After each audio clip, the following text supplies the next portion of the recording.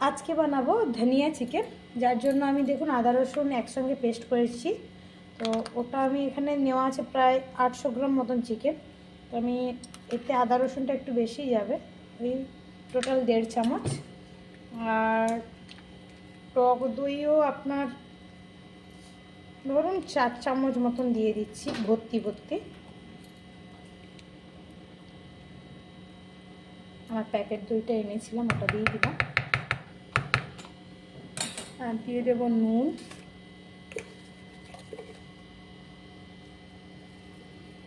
নুনটা তো যে যার টেস্ট অনুযায়ী, এটা বলার কিছু নেই। দিয়ে মাখিয়ে আমি আধা ঘন্টার জন্য রেখে দেবো। আমি এখানে মেটে ছিল বাড়িতে, মানে এনেছিল গোটা মুরগি, ওটার জন্য আমি দিয়ে দিয়েছি। আপনাদের যদি ভালো না লাগে ওটা স্কিপ করবেন, এটা বাড়িতে রান্না করছি বলে আমি দিয়ে দিলাম। গ্যাসটা আমি ধরিয়ে দিয়েছি, তো কড়াইও বসিয়ে দিয়েছি। এটা কিন্তু আমি সর্ষের তেলে রান্না করব না, সাদা তেলে। আমার কাছে রাইস ব্র্যান্ড অয়েল আছে, ওটাই দিচ্ছি।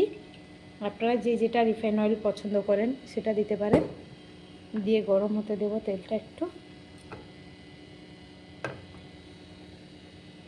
তেলটা গরম হয়ে গেছে, এবারে দিয়ে দিচ্ছি পেঁয়াজ।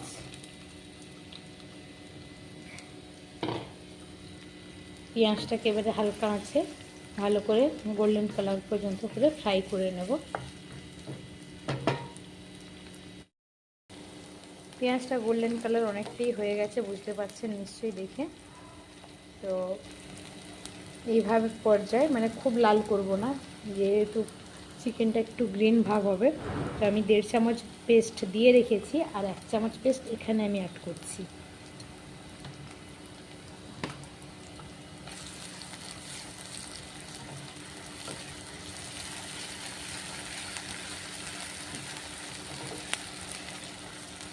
আর এখানে আমি 4টে কাঁচা লঙ্কা দিয়েছি, দিয়ে পেস্ট করে রেখেছিলাম, ওটা একটু দিয়েই দিলাম।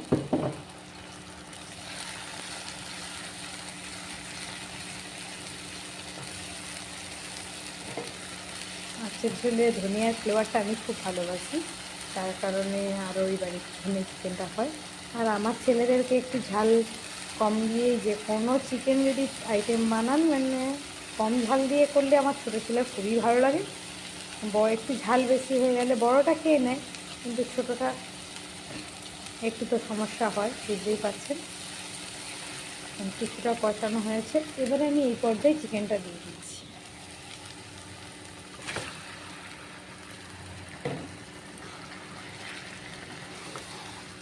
দিয়ে ভালো করে কষাবো। হাই ফ্লেমে আমি এটাকে 10 মিনিট এখন রান্না করব, তারপরে লো ফ্লেমে আবার 10 মিনিটের জন্য ঢাকা দেব। এখন হাই ফ্লেমে দিয়েছি।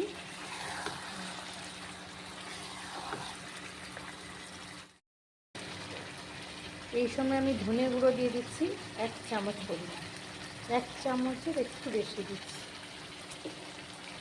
দিয়ে এটাকে কষাতে দিচ্ছি।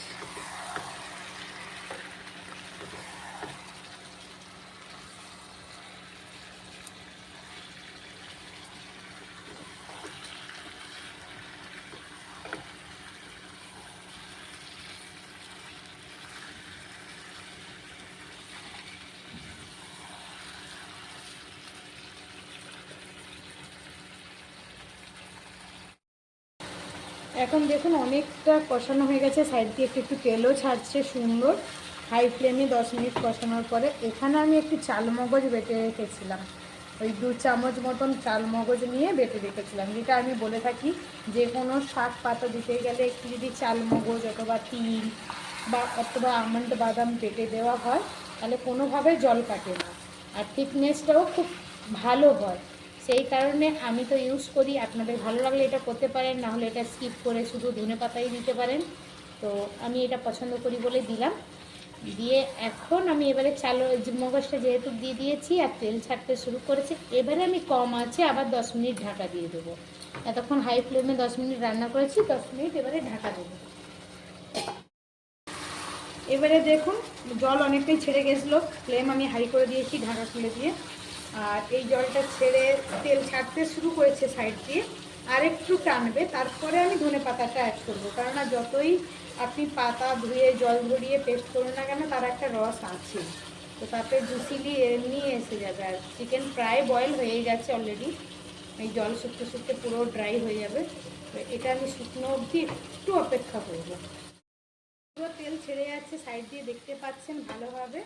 এই পর্যায়ে আমি 50 গ্রাম ধনেপাতা নিয়েছি, সেটা পেস্ট করে রেখেছি। 800 গ্রাম মাংসের জন্য আমি 50 গ্রাম পুরো ধনেপাতা নিয়েছি, মিক্সিতেই করেছি আজকে, শিলে কিছু বাটিনি। শিলে সেরকমই কিছু বাটতে ইচ্ছে করলে আমি বাটি অ্যাকচুয়ালি, নাহলে আদা রসুনটাই বেটে জাস্ট স্টক করে রাখি। আর এইসব একটু শিলে না বেটে এতে বেটে নিলে বেশি ভালো হয়, শিলে বাটলে একটু চের ব্যাপারটা আসে, তো তার কারণে আমি এটাতেই বেটেছি। দেখুন এবারে জল কতটা ছাড়ছে।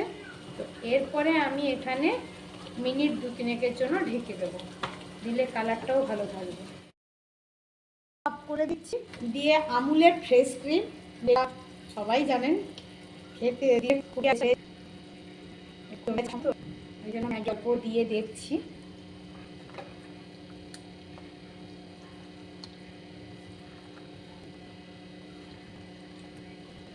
কারণ ওটা করলে ধনে পাতাতে ওটা পড়ে যায়, কালারটা হয়তো গ্রিন ব্যাপারটা থাকে কিন্তু অনেকটা, তো আমি তার জন্য এইভাবে, আপনারা যদি চান তাহলে দিয়ে তার দিয়ে পারেন, আমরা পালং শাক নর্মালি করি পারেন। আর আমি ফ্রেশ কিনছি, তো please try and like and subscribe.